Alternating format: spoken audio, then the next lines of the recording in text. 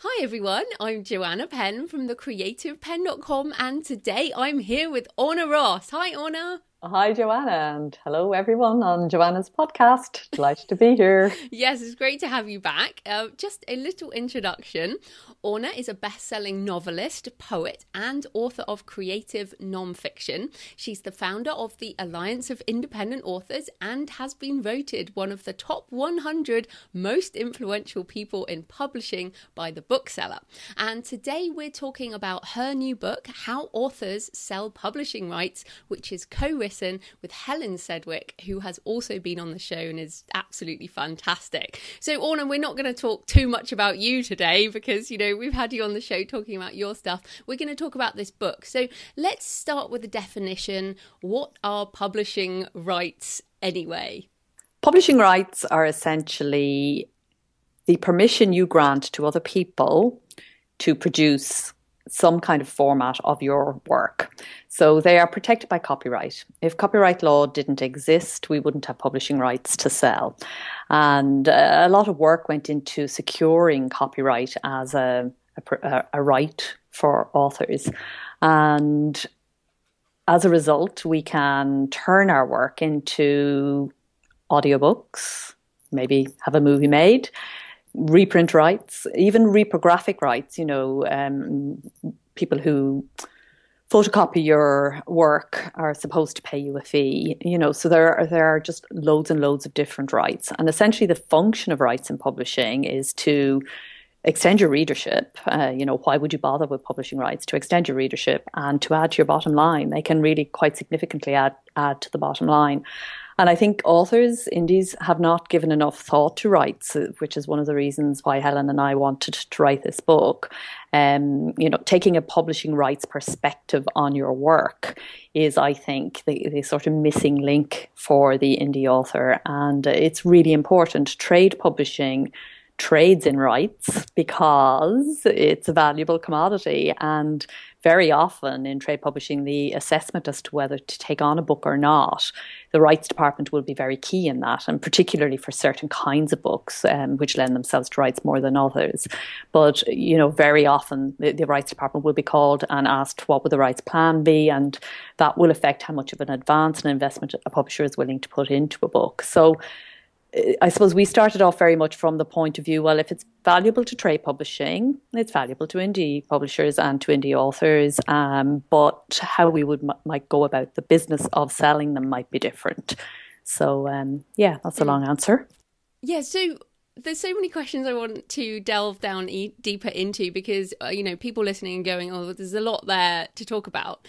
But let's just, take a step back, forgetting indies for a minute. How have rights always been sold? You talk about a rights department. So just, put it in the perspective of what still happens in, traditional publishing in terms of how rights are sold. And I guess what are some of the more common rights that are sold with books? Yeah, it very much depends on the book. I suppose that's the first thing to say. So it is impossible to generalize across the board about rights. It really does vary very much.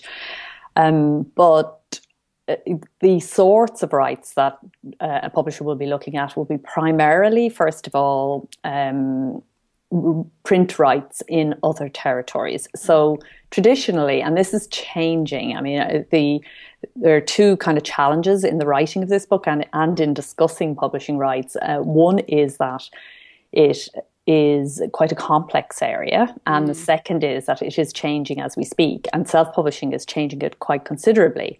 So, but first of all, just looking at it from a trade publishing perspective, which is where the whole rights thing grew out of, and which to an extent as authors we have to negotiate and understand, otherwise we can't do the job. So we may look at how it's done and decide I'm going to do it differently, but if we don't know how it's done conventionally, then we'll approach people in the wrong way. So how it has emerged traditionally is that the English language publishing world was essentially carved up between the US and the UK about 100 years ago.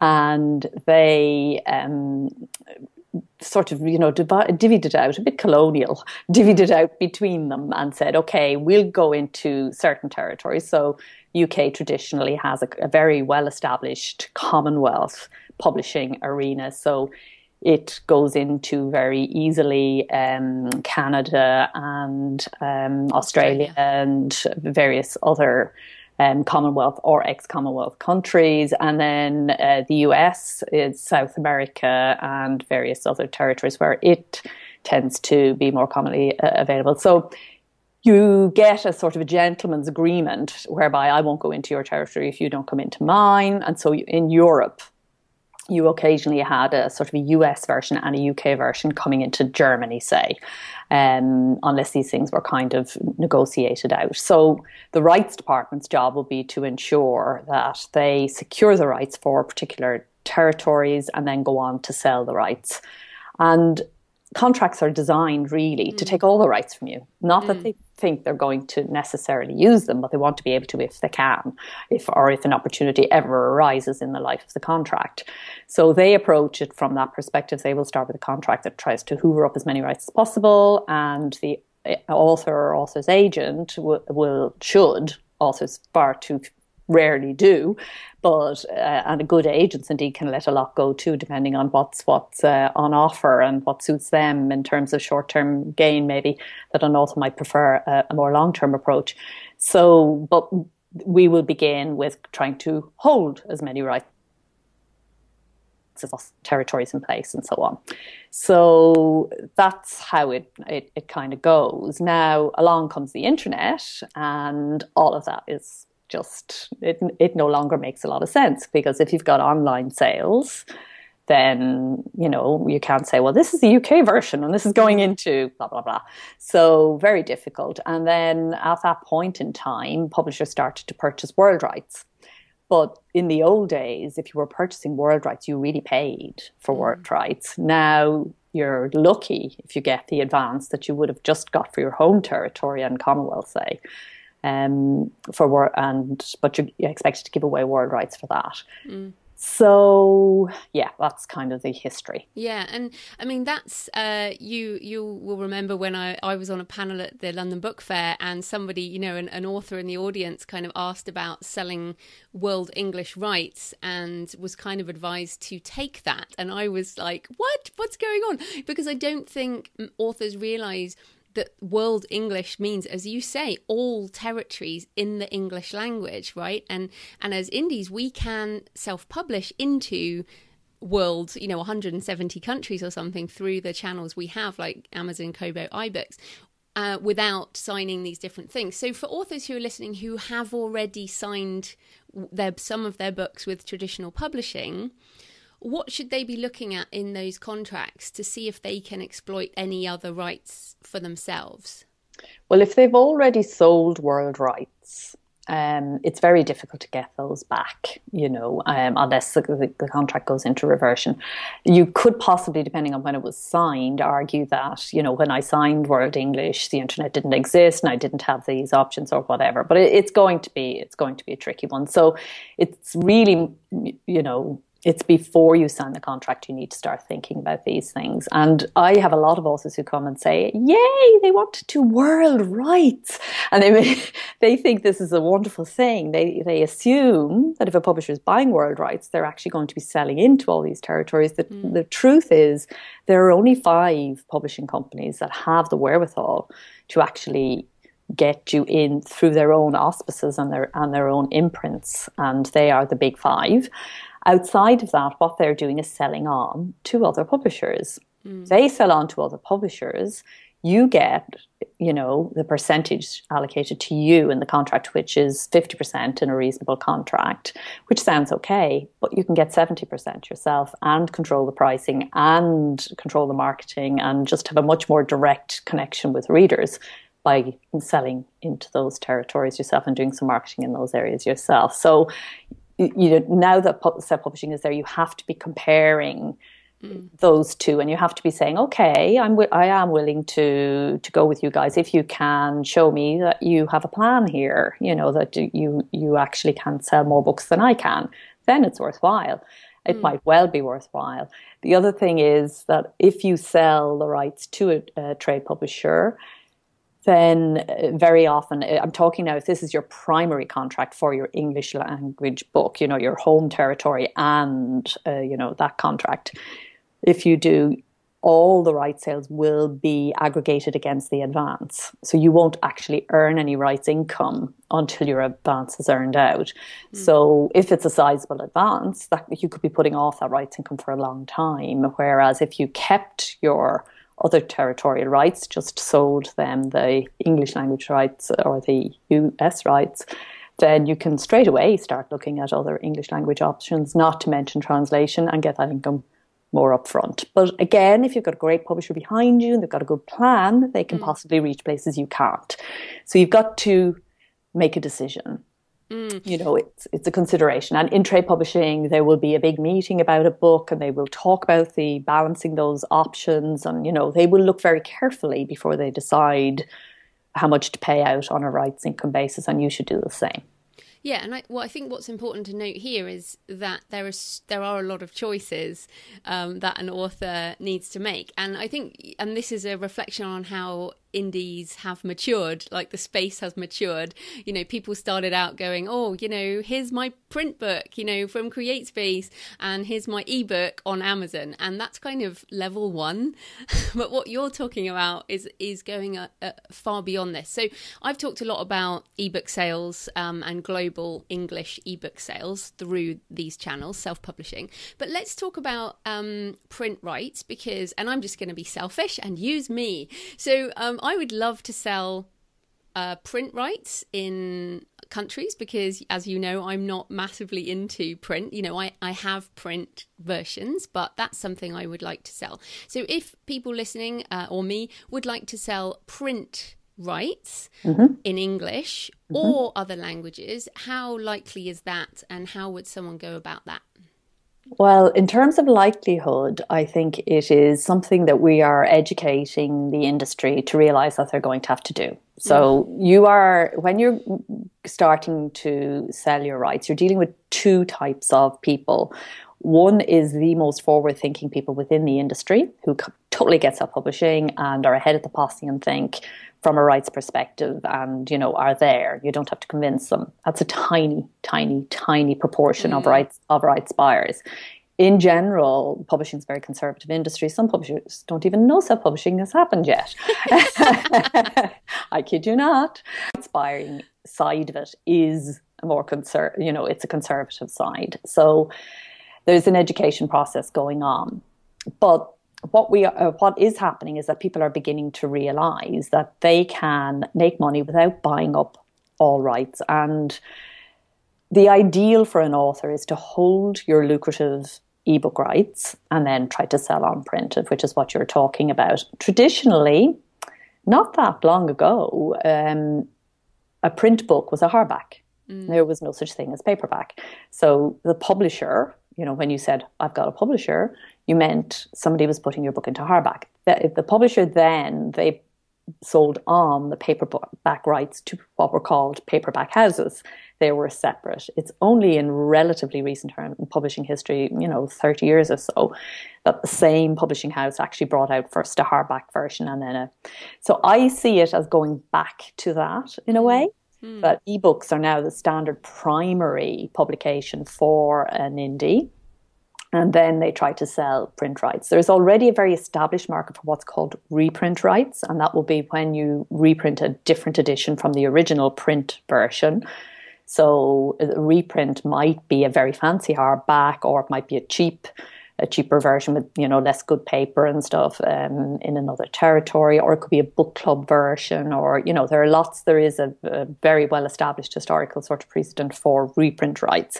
So we're stepping into a zone of total possibility, except that there is resistance because the book rights are lucrative, everybody wants them, and publishers are trying to bundle it all together, and authors should be trying to pick it all apart. So how you go about it is really very simple. You write and you tell them, I've got this fantastic book. You're back to pitching. You're back to pitching the trade industry. So you pitch and you tell them, I've got this great book. It's done such and such in ebook. The print rights are now available for sale. I'd like to sell you the South African English language rights. So you're really specific, or the, North American, which would be Canada and US, or the USA print rights and begin a conversation. So that's one way that you would. Well, yeah, it's so interesting. And I mean, I'm just, writing right now. I'm writing Destroyer of Worlds, which is set in India, and I'm revisiting all my photos of India. And I remember being there, and most books are sold now in India, print books. And like you talked about the cheaper versions, they're often a lot smaller. What you see in Asia is these smaller versions, very densely packed kind of books. And, I kind of would love to be on those tables in those bookstores. So, part of me really wants this sort of Indian print deal, because it's very hard to do self-publishing right now in India with print on demand because of the cheap price that they have here. And I know CreateSpace will look into it at some point. But so you mentioned that it's easy. You just email and do this. But let's go into that a bit more. So taking that example, what would be the process of trying to find the most appropriate publisher for someone's book let's say you have a specific country in mind, because you don't want to just scattergun the whole world, do you? You want to be quite specific.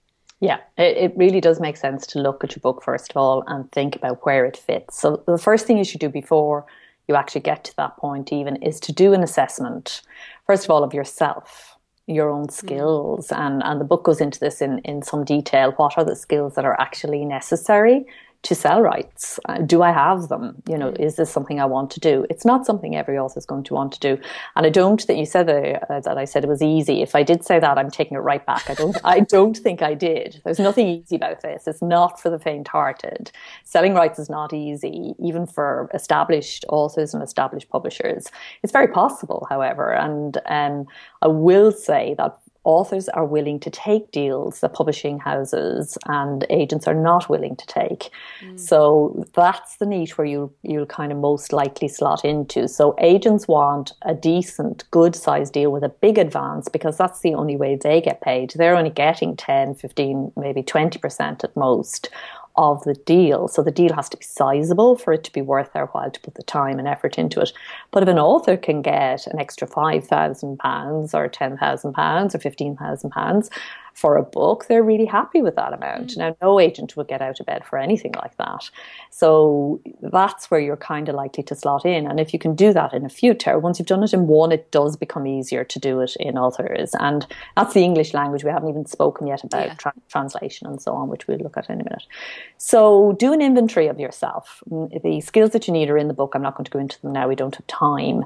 And then do an inventory of your books in terms of rights, because some books sell better than others, and some books sell better than others in certain territories. Again, the book gives advice around this to some degree, but you are going to have to do your own research, because again, everything is changing very quickly and going off. So let's say you want to sell your book into India. There are 3 or 4 approaches you can take. The first one is you can just get a list of publishing houses in India, look at what, who publishes, the kind of books you publish, and do a scattergun 100, a pitch letter, essentially telling them a little bit about your book, obviously sales points, and if you've sold well.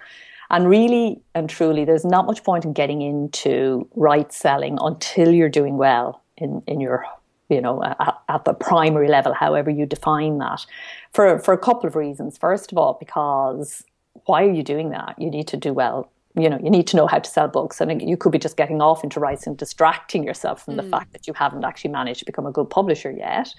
And secondly, they're not going to be that interested. Yeah. They need to see some sort of sales record and some sort of proof that you have reader interest already. Otherwise, they don't know any difference between you and just the next person who fetches up. So do an inventory then of the books specifically in relation to that territory, in relation to the books you read. And how you do that is you look at, industry magazines and online websites that tell you what's selling where. So a good source of information is IPR license, which is a rights-based licensing operation, which you can use in lots of different ways. You can use it just as a base to kind of hold all your rights together in one place, or you can actually actively use them to try and promote your books and They have a magazine, and you can read and catch up and see what's selling where. I would say the platform is not perfect, but I definitely think it's the best one. There are about 8 or 9 different platforms, and it is the best one and the most author-centric of the platforms. And they're in development, and we're constantly feeding back to them. So we're always interested to hear as well from authors as to how they found the platform and how it could be improved. So that's one way. So they have a long list of all the different rights buyers, and their magazine kind of tells you where you can go. You could look to get an agent who would do some of this on your behalf. It could be an agent at home who would take on your oeuvre and kind of put it out there. And we have a dedicated agent in the Alliance who is working with our professional members at the moment and hoping to roll that out more widely in time. But you can also approach agents in the territory. So they know the local publishers, and they are, and to be honest, if you sell your book, if you have an agent at home, that's what they're doing. They're actually approaching sub-agents in the territory and dividing the commission between them. So it makes sense for you to go and just have to pay one commission if you're willing to put in the time and effort to do that. And the other way then is book fairs. So if you know that people are coming, which they do, to wherever your local book fair is, BEA or London or wherever, and obviously Frankfurt is the big right sales book fair, is the biggest of them all by far, and most all the rights buyers in the world turn up at Frankfurt. So you plan a book fair strategy, and you line up people that you want to meet, and you go and talk to them. But most of this is now being done by email, and being done by people who don't know each other at all. So traditionally, though, it's a very people-based industry. People like to trust each other, eyeball each other, see each other face to face. You can, if you're really hopeful about your book and if you have a really good, strong instinct, also do a sales trip where you actually go and arrange to meet. And, publishers and agents are much more open to approaches, particularly from people who have had some self-publishing success, than authors often realise. So we can be a bit intimidated by that whole world, But if you have some success, if you have reached readers and you can show that, and you're on a growth sort of trajectory, then honestly, people will want to talk to you. And I think even this week we've seen, I think it was the New York Times with Meredith Wild, who had a massive hit with her Hacker trilogy, and now she started buying other books and marketing those. And, it was funny reading the article because, of course, we've seen this happening with other romance authors in particular, doing this, and other people setting up as an imprint. This is not unusual, but the tone of the article was almost this realization that authors could actually do this type of thing, and it was so funny to read it because I feel like they're just catching up. But you mentioned book fairs there. Now, I've been to Frankfurt with you, and I ended up in the Chinese section, just trying to shelter myself from the intensity. And many listeners, won't know much about book fairs. Can we talk about book fairs in particular? Because when we were there, we saw somebody who just kind of said, at one panel, what do I've come all the way from South Africa and I'm not getting any books sold. So how far in advance should people plan either a sales trip or a book fair? And what are the best ways of them kind of arranging their time? Yeah, at least 3 months. I would say start 6 months out, to be frank. So if you were seriously thinking of going to Frankfurt this year with a sales strategy in mind, I would say start thinking about it now and begin to think about who you're going to approach. And if you write to them, earlier on, the early bird does get the worm here because their appointments, it's really relentless if you're an agent. I did work as a literary agent briefly, and the book fairs were so punishing. It's every half hour. Bang, bang, bang, bang, bang, appointment. And people are selling hard, so they're going, and you need to have all your paperwork in place. So you need a rights guide for each title that you're trying to sell with a sales point information, what rights have already been sold, if any, and so on. But mostly you need to have appointments. So that lady who had kind of just wandered in from South Africa thinking she could talk about her book, and people are interested to have a little book chat, but they're definitely not going to buy rights under that situation. So very often the deals are actually done in advance of the meeting. The meeting is kind of to ink the deal. And so you really can't plan too far in advance, I would say. And you need to be strategic. You need to show you've done your homework. You need the buyer to realize that, the book suits that buyer. They do actually publish fiction if you're trying to do a novel, that kind of thing. That's a very good point, yeah. Yeah, all of that. So lots of research to do. So I would say, if you wanted to go to Frankfurt later on this year, start now. And we're in February and Frankfurt is in October. That's right, yeah. So start now by, investigating the territory. What are the current trends there? Who are the publishers who actually publish books like yours? Who are the agents who deal with those publishers? What is kind of topping the charts at the moment? What is the self-publishing scene in that place? What do they think of self-publishers and so on? And then get yourself a list together of approaches and then begin softly with the approaches saying, I'm going to be in Frankfurt in October. I would really like to meet you. I'm such and blah, blah, blah. And the very fact that you are talking about going to a book fair and showing that you understand that's where the business is done, asking them if they are going to be there and planning in advance shows them. Already you've distinguished yourself from the person who just turns up hoping for the best, Rights buyers are inundated with catalogues. Yeah, and there's loads of paper, isn't there? These things. So much. And, book after book after book after book, picture after picture after sales, thing after sales thing. But that's why the personal touch is important. That's why approaches outside of the actual and well outside that they get very busy as the fair actually approaches with all the people they already know who are convinced they have a great deal for them this year. So, to try and work in the sort of gaps between the fairs makes a lot of sense, especially as you're starting out. Like anything in the author front, it's not an overnight thing. If you are going to do this, do give it 2 years for you to understand the landscape and to pitch well and to make your mistakes, to fail badly, to feel horrible, to, go home and kick the cat and to get back up on it and go again. It does take time and investment of time, and you will feel at first a book fair can be a very overwhelming experience.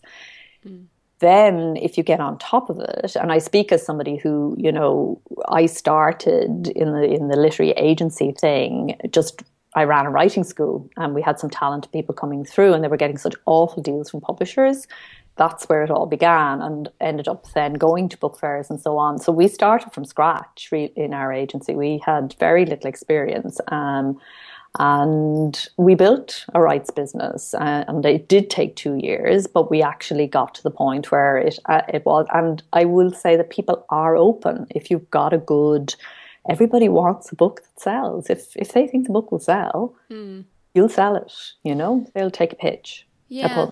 So I know that everyone is now going, why would I bother? Because, is it better that I spend my time writing another book in English? And that's kind of where I've got to with that at the moment. But I'm still really interested in this. But could you share some of the success stories that you've included in the book to kind of give people an idea of where they could be once their author business matures a little? And I put myself in that category. I'm not at the maturity level of doing this yet either.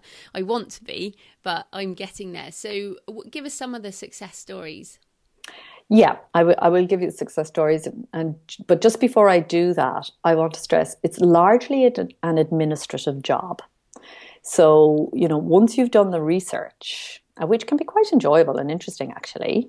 Once you've done that part, the actual sending of the emails and stuff, I think is best farmed out to somebody else to do on your behalf. So you're not getting caught in it and you can carry on writing and doing your other things. And it's something you just once a month or whatever would have a review of and push out there. So the research and the understanding the territory and understanding yourself and your books, that's the hard part. Once that part's done, it's not terribly time consuming. I do want to say that.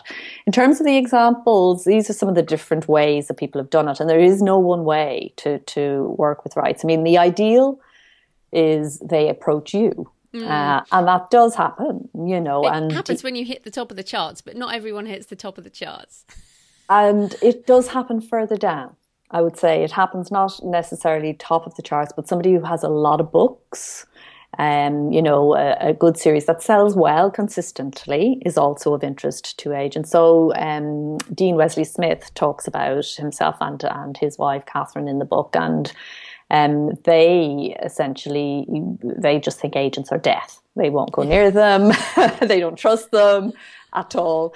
And particularly in the area of translations on foreign rights, they just feel it's ripe for embezzlement, and authors don't know half of what's going on, and just go directly to the publisher yourself. And they've both had approaches from publishers and reached out to publishers, and both have done really well at what I would call that consistent level, that where the rights income is nicely supplementing what you have already.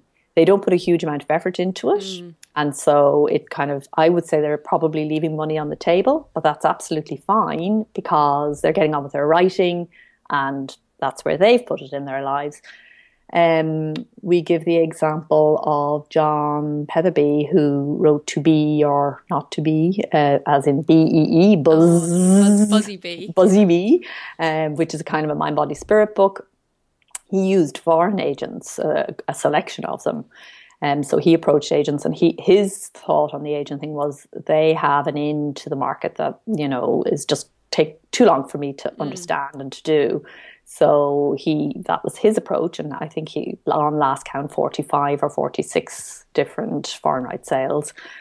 There's The Martian, which a lot of people was a big Hollywood blockbuster movie during the summer. Now, very few people know that is actually a self-published rights success story, in that he published, first of all, on his blog, free, and put his episodes out as he wrote them. Then it was a 99-cent book on Amazon.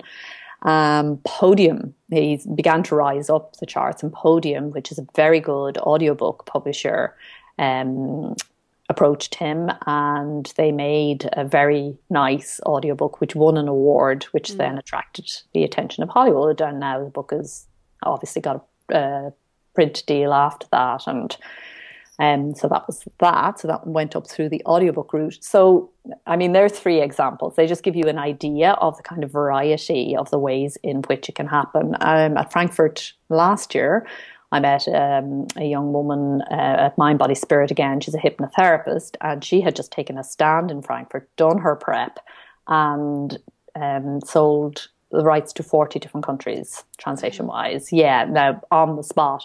I'm trying to follow up with her since to find out how many of those deals actually did land and did come through, and I haven't actually got the answer on that, but she was super excited that day. And that's what I was going to say. At first, it's overwhelming.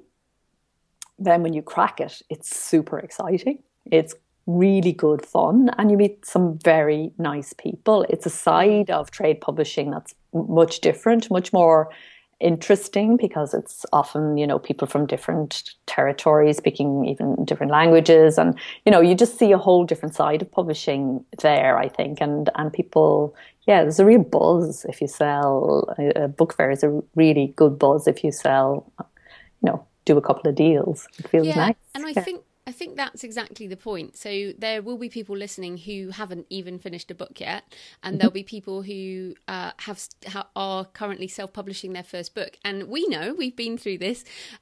Learning how to self-publish in the first place is overwhelming at first, and then learning how to market your ebook in English is overwhelming at first. But we master these techniques and we master the process, and then we move on, and we, what becomes to me, I look at Dean and his wife Catherine Rush. Yes, me and two names. Yeah. But they, to me, I mean, they've been in publishing 40 plus years, and are kind of, their processes have got to that point, as have yours, and I feel like this is for me, I feel on the edge of this is where I want to go, but it's there's a process that you have to learn. And like you say, as you get into each of these things, you master it and then you move on. So yeah. I can see that, and I hope people listening will realise that this is the maturity of the industry. This is people moving from just self-publishing an ebook or a print-on-demand book into this kind of future of the publishing industry, I guess. You're making a really important point, and it is really important. I mean, I can hear already, we probably lost them already. They've switched off and said, I cannot possibly take on another task, This isn't about doing this today necessarily at all. But what it is about, and this is the important part, is that knowing you can do this so that at the very start, you are thinking in terms of, first of all, long term and wide, that this book that you've put a lot of time and effort into, you can actually take it out in lots of different ways. You're not restricted to just one format on one platform. And the restricting yourself in that way is I mean, it's an option. You can do it, but I would suggest that a rights-based mindset is a much healthier mindset. You're not depending on any one sort of outlet. You're understanding that there are lots of different options. You're taking your time. You're not trying to run before you can walk, and you're not trying to do everything all at once. Absolutely not. But I'm just looking, the lights have gone, sun's gone down, it's really dark here now. Some blue light went past, I don't know. So just take your time with it and know that you can do it. And so then you won't, if you start to achieve any level of success, you will get somebody approaching you, and just know enough to know that you stop and you think, you don't go, somebody wants to buy my book, because if they do, and they're trying to take all those rights, if they're valuable to them, they're valuable to you. So to think about it that way from the start doesn't mean you have to do it immediately. Yeah, definitely. And, I'm 7 years into this, and I haven't really done this yet. So just before we move on, I mean, we've kind of talked a bit about translation because that fits into the global side. And I would say that as someone who's tried self-publishing in translation, for me, it is not financially viable to continue bothering, so I want to sell translation rights. But the thing that excites everyone is film and TV. So just as kind of the last topic, talk a bit about film and TV rights, and because that's kind of completely different again, isn't it? You don't do that at Frankfurt Book Fair. No, though there will be people, scouts who'll be looking and so on. But yeah, I mean, that's best done as a direct pitch again, I think. And, there's a whole there are books and books written about how to go about this. But essentially, your best bet is people say, should I do a treatment, or should I send the book, or should I send the script? The ideal is all three. Actually have the idea, the book, and the script based on the book. Failing that, have the idea and the book, but a good pitch pack behind that, which identifies the market, identifies the genre, at least has a couple of scenes written up to show that it is visually interesting and so on. The book goes into this in some detail. It's a good starting point. I mean, the rights book we're talking about, it's a good starting point. But if you're serious about film, it's a very complex area. Translation rights contracts are quite simple, actually, compared to home territory publishing rights. TV and film contracts, on the other hand, by 100. So you need to think about how, what you're going to do at contract stage, shall we say. Again, there are a couple of people in the space who are doing interesting things. There is Voyage Media, who have brought some self-published people through to actually greenlit projects now that are actually in the process of being made. It has taken time. We've been following them for the last 3 years, saying, anything greenlit yet? No, just options. But finally they have a couple that have been, and that is the sort of length of time. It can take 4 to 5 years between option and delivery. So again, don't get excited about it. But it's well worth keeping your hand in there a bit and seeing what's going on. You've got the new Amazon's getting into this space, and there are lots of people getting into this space. So it's again changing as we speak. These new platforms are much more open to dealing directly with authors, and in this area, I think you're probably best you and a lawyer to look at the contracts rather than an agent necessarily who isn't likely to have the contacts built up any better than you are because the areas are so new. Hollywood's different, having an agent and somebody who knows the right people, that does help. So, but again, it's pitching, it's having a great pitch, it's understanding where your book fits in the ecosystem, it's understanding, is it actually a film? Because lots of books are not. And then it's luck, huge amount of luck in these things, and right place at the right time and all that kind of stuff. Yeah, and Lee Child, I think it took 10 years to go from option to, fall through, and finally got made. Jack Reacher got made. I would also direct people to the interview with David Morrell, who wrote First Blood, which became Rambo, and he talks about the merchandising off the back of a film contract, and that the money was very much in merchandising and sequels and writing the novels for the sequels, which is something like people don't really think about, but like you said, the contracts are so complicated that you have to be really careful. But it all in the end comes down to having a book, doesn't it? Having a book out there and more books, because one, you can't wait for a lightning strike. Exactly that. And you build your books and you build your readership and you pitch and you put stuff out and you see what gives. You don't stop writing, you don't stop producing books for this. This is something you add on, once a week you dip into it or whatever you decide. It's something you add on. It's not something you do instead of. And rights income is never going to, rights income is supplementary. It's never going to replace the primary income from your books, and that's important. But it really can extend your readership, and going into another format makes a huge difference, particularly film, but also there are radio dramatization rights, there are merchandising rights directly from the book depending on the kind of book you have. So some Mind Body Spirit books lend themselves to merchandising, lots of children's books, obviously, other illustrated books particularly, but the list of subsidiary rights is growing all the time. And this is an area that is growing, and is full of potential, I believe. I really do think so. So if you're up for it and if you're ready for it, give it a go.